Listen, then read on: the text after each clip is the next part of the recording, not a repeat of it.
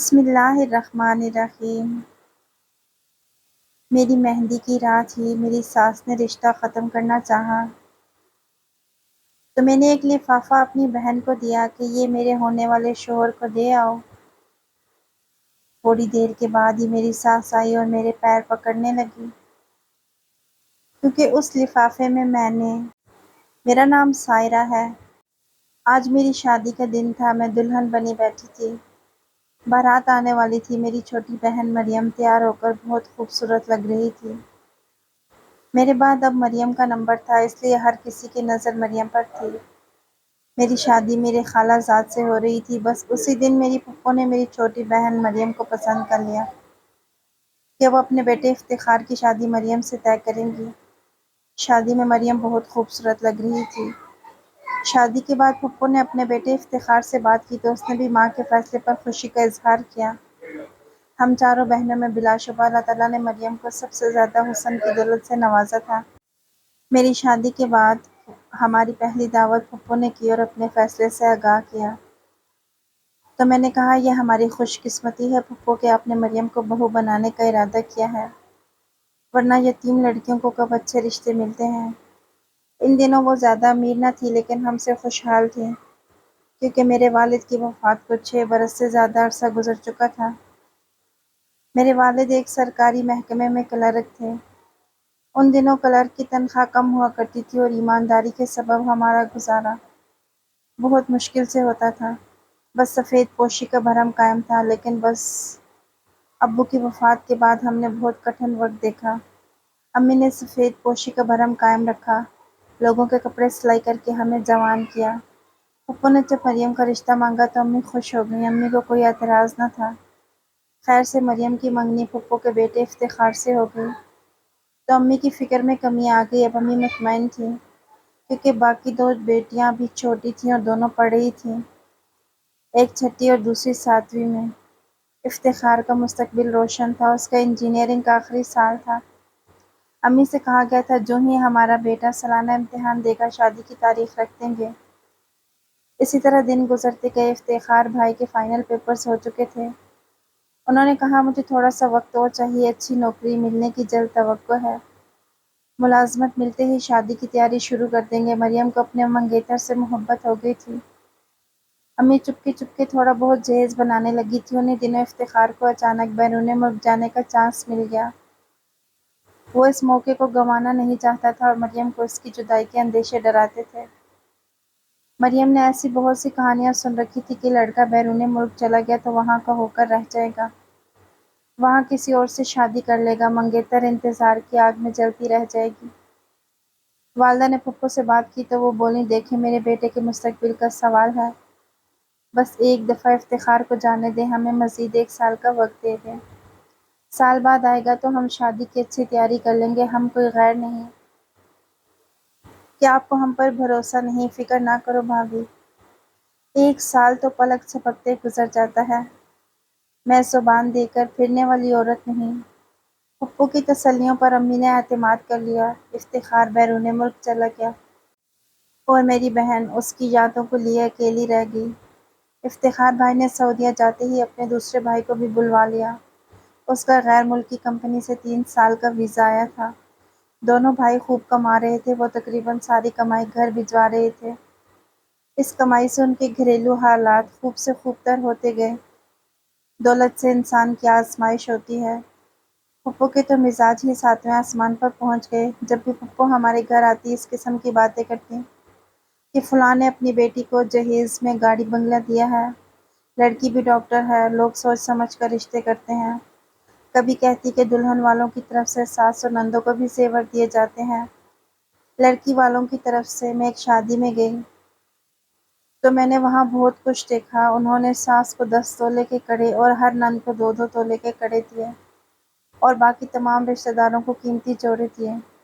لوگ بڑی دھوم دھام سے بیٹیاں رخصت کرتے ہیں۔ امی ان کی باتیں سنتی تو دل تھام لیتی، سوچتی کہ ان کو کیا ہوتا جا رہا ہے، کیا دولت آنے سے انسانوں کے مزاج اتنے بدل جاتے ہیں۔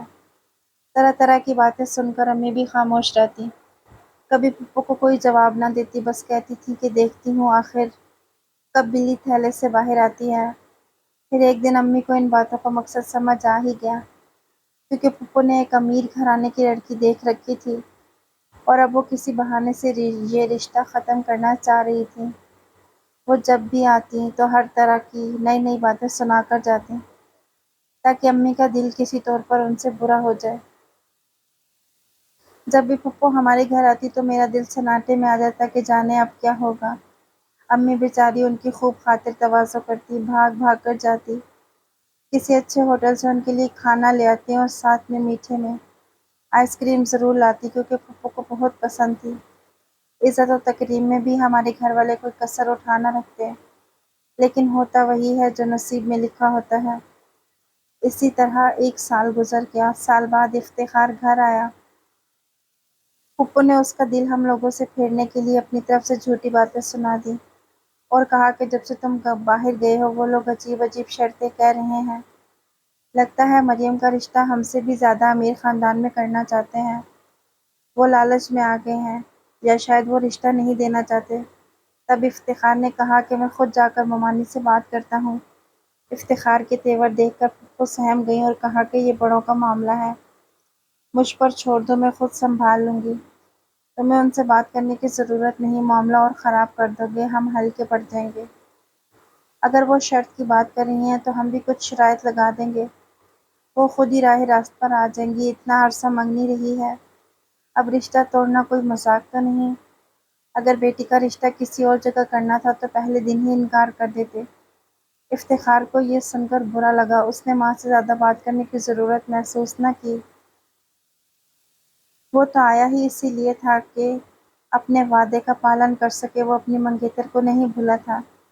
انہی دنوں مالک مکان نے امی کو مکان خالی کرنے کا کہہ دیا، کیونکہ ہمارا مکان کرائے کا تھا۔ امی جان نے وہ مکان خالی کیا اور دوسرے محلے میں کرائے کے مکان میں شفٹ ہو گئیں۔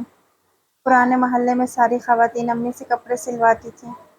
یہاں آ کر مالی حالات اور بھی خراب ہو گئے۔ یہاں کسی سے بھی واقفیت نہ تھی۔ والد صاحب نے اپنی زندگی میں 2 پلاٹ قسطوں پر خرید رکھے تھے، جن کی قسطیں انہوں نے اپنی زندگی میں ادا کر دی تھیں۔ امی کا خیال تھا کہ ایک پلاٹ کو فروخت کر کے دوسرے پر مکان تعمیر کروا لیں گی۔ چھوٹے بھائی کا آخری تعلیمی سال تھا۔ امی کو انتظار تھا کہ وہ ملازمت پر لگے تو پھر ایک پلاٹ کو بیچ کر اس رقم سے دوسری پر گھر تعمیر کروا لیں گے۔ پھپھو نے پکا ارادہ کر لیا تھا کہ اپنے بیٹے کی شادی کسی اور جگہ کریں گی، مگر بیٹا رشتہ توڑنے کے لیے راضی نہ تھا۔ پھپھو نے بھی ارادہ کر لیا کہ میں رشتہ توڑ کر رہوں گی، دیکھتی ہوں یہ شادی کیسے ہوتی ہے۔ پھپھو نے منصوبے بنانا شروع کر دیے۔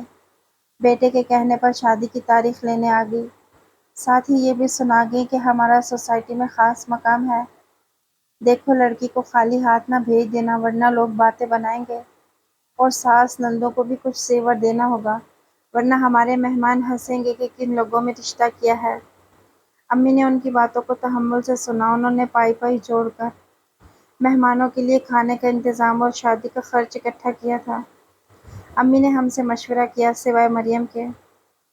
بھائی نے کہا ماں آپ فکر نہ کریں، ایک پلاٹ بیچ دیں اور پھپھو کی حیثیت کے مطابق مریم کی شادی کر دیں تاکہ ان کی جگ ہنسائی نہ ہو۔ جب میں کمانے لگوں گا تو مکان کی تعمیر کے لیے پیسے اکٹھے کر لوں گا۔ اس وقت بیٹی کی زندگی اور خوشی کا معاملہ تھا۔ افتخار بہت اچھا لڑکا تھا، اس کا مستقبل تابناک تھا۔ والدہ نے کچھ غور و خوض کے بعد بھائی کو پلاٹ فروخت کرنے کی ہدایت کر دی۔ بھائی نے بھاگ دوڑ کر کے پلاٹ کو اونے پونے بیچ دیا۔ مریم کی شادی کی تاریخ رکھی جا چکی تھی۔ والدہ نے پھپھو اور ان کی بیٹیوں کے لیے سونے کے ہلکے زیور کے کنگن بھی بنوا دیے۔ ان کا خیال تھا کہ یہ سب کر کے اپنی بیٹی کے لیے زندگی بھر کی انمول خوشیاں خرید لیں گی۔ ادھر مریم ماں کی فضول خرچی پر سلگ رہی تھی، اور افتخار کے فرشتوں کو بھی خبر نہ تھی کہ اس کی والدہ کیا گل کھلاتی پھر رہی ہے۔ مریم کو مائیوں کا اپٹن لگانے سے پہلے ہی ڈھولک کی تھاپ پر اس کا دل یوں دھڑکتا تھا جیسے اس کی آواز میں توپوں کی گھن گرج سنائی دیتی ہو۔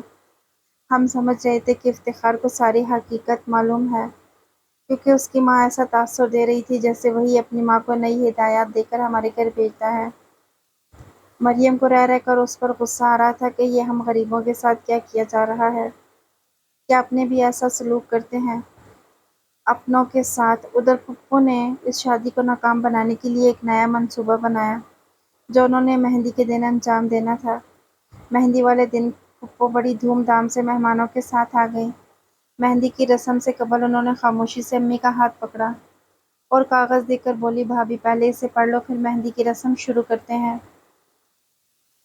امی نے کاغذ کھول کر پڑھا تو چیزوں کی ایک فہرست تھی، فرنیچر، گاڑی اور ایک پلاٹ کا مطالبہ تھا۔ یہ پڑھ کر امی کے ہاتھ کانپنے لگے، منہ کھلا کا کھلا رہ گیا۔ امی کہنے لگی، میں اس وقت تمہارا یہ بھاری مطالبہ کیسے پورا کر سکتی ہوں؟ آخر تمہیں کیا ہو گیا ہے؟ اگر یہ سب درکار تھا تو پہلے دن ہی بتا دیا ہوتا۔ تم ہماری مالی حالت سے اچھی طرح واقف ہو۔ اب تو کارڈ بھی سب جگہ چلے گئے ہیں۔ آج مہندی کا دن ہے، اس وقت ایسا مطالبہ نہ کرو جو میں پورا نہ کر سکوں۔ کیوں ہماری عزت سے کھیل رہی ہو؟ اگر یہ سب چیزیں نہیں ہوں گی تو بھی ہماری عزت میں کمی آئے گی۔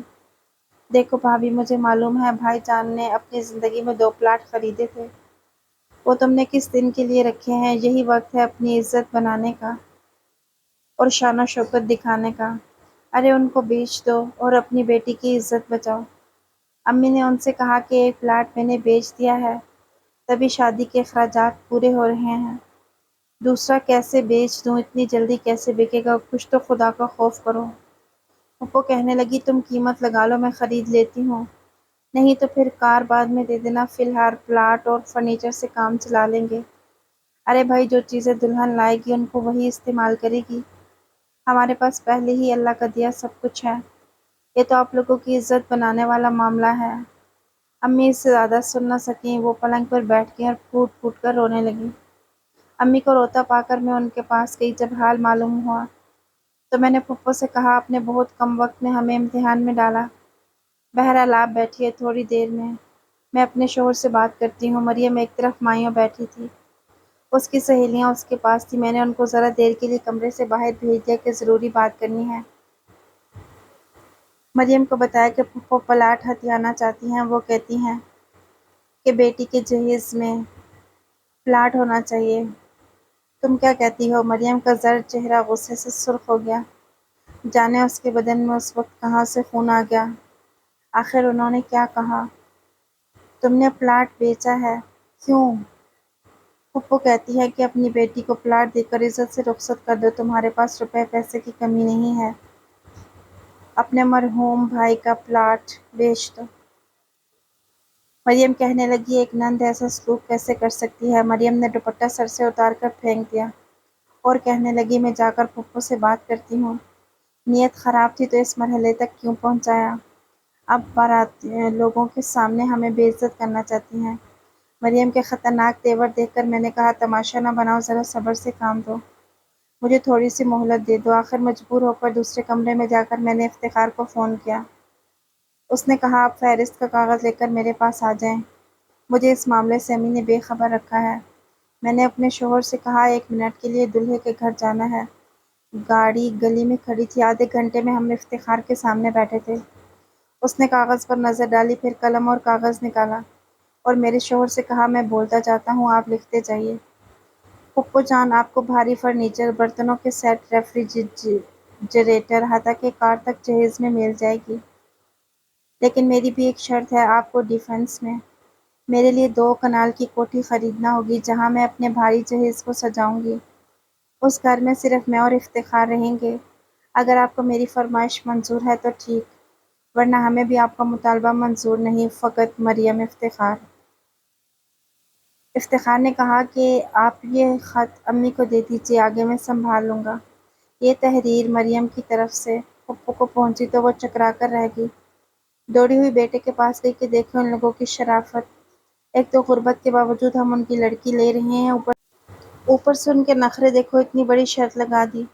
افتخار نے آپے سے باہر ہوتی ماں کو تھاما، وہ بولا، آپ نے بھی تو ایک فہرست ممانی کو دی ہے، انہوں نے تو انکار نہیں کیا۔ ابھی مریم کے بہنوئی آئے تھے، وہ کہہ گئے ہیں جو فہرست تم نے بھجوائی ہے ہم سب اشیاء دے رہے ہیں، فکر مت کریں امی جان، جب غریب ہو کر وہ اپنی عزت رکھ رہے ہیں تو ہم صاحب حیثیت ہوتے ہوئے ان کا ایک مطالبہ کیوں نہ مانیں؟ ہم اپنی یہ کوٹھی مریم کے نام کر دیتے ہیں۔ ہرگز نہیں بیٹا، کیا ہمیں در بدر کرنے کا ارادہ ہے؟ ٹھیک ہے تو پھر نہ ہم ان سے کچھ لیتے ہیں نہ کچھ دیتے ہیں، سادگی سے شادی ہو جانے دو۔ مجھے یہ رشتہ منظور نہیں، ابھی جا کر اسے ختم کرنے کا اعلان کرتی ہوں۔ جب دروازے سے بارات لوٹ جائے گی تب دیکھتی ہوں کیسے کرتی ہے مریم کی شادی۔ ہماری کیا جگ ہنسائی ہوگی، ان کی اپنی ہوگی۔ رخصتی میں صرف 2 دن باقی ہیں۔ امی جان، میں ایسا ہرگز نہیں ہونے دوں گا۔ افتخار کے والد نے بھی اپنے بیٹے کا ساتھ دیا۔ بیٹے نے باپ کو ساری صورتحال سے آگاہ کر دیا تھا۔ بیگم یہ ٹھیک کہہ رہا ہے، دنیا والوں کا نہیں، کم از کم اپنے مرحوم بھائی کا خیال کرو۔ تمہیں کیا ہو گیا ہے؟ آخرکار پھپھو کو اپنے بیٹے کے سامنے ہار ماننا پڑ گئی۔ نکاح تمام مردوں کے درمیان ہوا۔ افتخار نے نکاح نامے پر یہ بھی لکھوا دیا کہ اگر خدا نخواستہ لڑکی کو طلاق ہو گئی تو دلہا 50 تولے سونا اور کوٹھی لڑکی کو دے گا۔ اگر اس گھر میں لڑکی کو کوئی جسمانی نقصان پہنچا تو دلہن کے ورثاء قانونی کارروائی کے مجاز ہوں گے۔ اس شرط کا علم پھپھو کو بعد میں ہوا۔ وہ خوب چلائیں تو بیٹے نے کہا، اکثر جہیز نہ لانے پر سسرال میں بہو کے ساتھ انتقامی کارروائی کے واقعات سننے کو ملتے ہیں، لہٰذا میں نے اس رجحان کی حوصلہ شکنی کی خاطر یہ لکھوا دیا ہے۔ یہ سب پھپھو کے لیے سخت توہین کا باعث تھا، مگر اب صبر کا گھونٹ پینا ہی تھا۔ مریم کو بھی ہم نے سمجھا دیا کہ افتخار بے قصور ہے، اس کی نیت میں کوئی کھوٹ نہ تھا اور اس کے بابا کی سوچ بھی صحیح تھی، لہٰذا اب تم سسرال میں جا کر عزت و اخلاق سے پیش آنا، پھپھو کی کڑوی کچیلی سن لینا، درگزر کرنا۔ افتخار نے بھی اسے پہلے دن سمجھایا کہ بڑوں کی عزت کرنا لازم ہے۔ تمہاری فرما برداری اور تحمل نیکی بن کر تمہارے نصیب سنوارے گا۔ سچ کہا تھا افتخار نے۔ چند دن کے بعد پھپھو کا پھولا ہوا منہ ٹھیک ہو گیا اور انہیں احساس ہو گیا کہ وہ واقعی غلطی پر تھیں۔ انہوں نے مریم کو سینے سے لگا لیا۔ اب ایک پل بھی اس کے بنا نہ رہ پاتی تھی۔ کہتی تھی کہ میں کتنی نادان تھی جو اتنی اچھی لڑکی کو ٹھکرا رہی تھی۔ میری آنکھوں پر لالچ کی پٹی بندھ گئی تھی۔ پھپھو نے بھی افتخار سے کہا، شاباش بیٹے، تم تعلیم یافتہ ہو، اس لیے انسانیت کے پاسدار ہو، مجھے تمہارے جیسے بیٹے کا باپ ہونے پر فخر ہے۔ یہ ایک تعلیم یافتہ نوجوان کی داستان تھی جس نے مریم جیسی محبت کرنے والی خوبصورت لڑکی کی زندگی میں دکھوں کی بجائے خوشیاں بھر دی، ورنہ پھپھو نے تو کوئی کسر نہ چھوڑی تھی۔ بعد میں پھپھو نے اپنے کیے کی امی سے بھی معذرت کر لی اور امی نے انہیں معاف کر دیا۔ آج ہم سب ایک ہنسی خوشی زندگی گزار رہے ہیں۔ اگر آپ کو ویڈیو پسند آئی ہے تو اسے لائک اور شیئر کیجیے گا۔